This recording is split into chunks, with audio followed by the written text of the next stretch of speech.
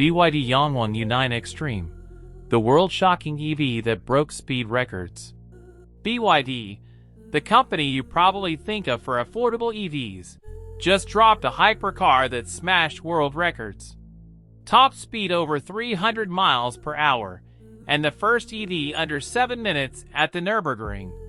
Today on Elux Motors we unpack how the Yangwang U9 Xtreme did it, what's confirmed, what's still rumor, and what this means for buyers in the USA, UK, and Australia. I read the official BYD release and the top auto outlets' technical takes so you don't have to. I'll label the facts and call out speculation, so you make smarter decisions, not emotional ones. 1. The headline numbers. What's confirmed? Quick facts first. Confirmed by BYD and independent track reports.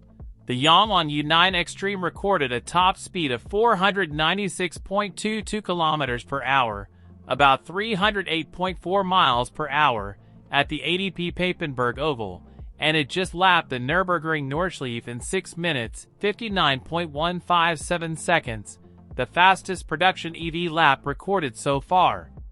These are huge milestones. 2. The engineering behind the numbers. How they did it. Now the engineering. BYD's limited edition Xtreme uses 4 independent wheel motors, a radical high-voltage 1,200-volt platform, and a specially tuned thermal management system to keep power delivery stable at extreme speed. BYD says the package produces roughly 3,000 horsepower. Yes, 3,000. While the car uses a blade-type lithium iron phosphate battery adapted for ultra-high discharge. That 200V architecture is a big part of why those numbers are even possible. 3. Track prep matters. Tires, cooling and chassis. Record runs don't come from raw horsepower alone. BYD fitted carbon ceramic brakes, a redesigned cooling system, and purpose-built semi-slick tires for the record attempts. They also tuned the Dsu's X body control system to master the Nordschleife's brutal sequence of corners and straights. In other words, this was a full engineering program, not a straight-line stunt. 4. The comparison, Rimac, Bugatti, and the meaning of fastest. So is Yangwang now the new king? It depends how you define fastest. In top speed runs, the U9 Xtreme topped 308 miles per hour and beat Bugatti's previous high mark. At the Nürburgring it shaves several seconds off the previous EV best. But remember, records are set under very specific conditions. Track, tires, driver, and prep all matter. Still, from a performance per dollar and engineering point of view, this is a seismic shift in the EV supercar market. 5. What's rumor or unconfirmed? Buyer beware. Now the caveats.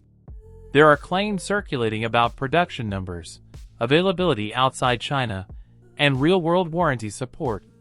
Some outlets say only a handful of Xtreme units will be sold initially, likely in China first, but BYD's global rollout plans are not fully public. Treat specific allocation and long-term reliability claims as unconfirmed until BYD announces official sales and service plans for the US, UK, or Australia. 6. What this means for buyers in USA, UK, Australia. Practical side for USA/UK/AUS buyers. 3 points to consider. 1. Access and service.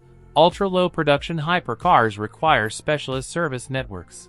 Expect long lead times for parts. 2. Regulation and homologation. Top-speed machines tuned for Papenburg may need engineering changes to meet local crash and emissions rules. That delays deliveries and affects price. 3. Value and collectability. Early limited units can become collectible, but only if buyers can register and maintain them in their country. In short, excitement is real, but buying blind is risky. 7. The bigger picture, why this matters to the industry. Beyond headlines, the U9 Xtreme signals 2 broader trends. First, electric-first supercars are mature enough to outpace combustion beasts on track. Second, Chinese OEMs now play at the very top of performance engineering. That changes buyer psychology and pressure on legacy brands to accelerate their EV tech. Expect faster innovation cycles and more radical EV engineering from now on. Final take. So, is the BYD Yangwang U9 Xtreme the future of hypercars? It's a loud yes on capability and a cautious yes on ownership practicality, depending on whether BYD opens global sales and builds service capacity. If you're in the USA, UK, or Australia, wait for confirmed import and service plans before you write a deposit. Which part surprised you most? The 3,000 horsepower claim, the 308 miles per hour top speed, or the sub-7-minute Nürburgring lap? Tell me which country you're watching from, and I'll make a follow-up about availability and estimated costs in your market. Like, subscribe, and I'll see you next time. Lux Motors.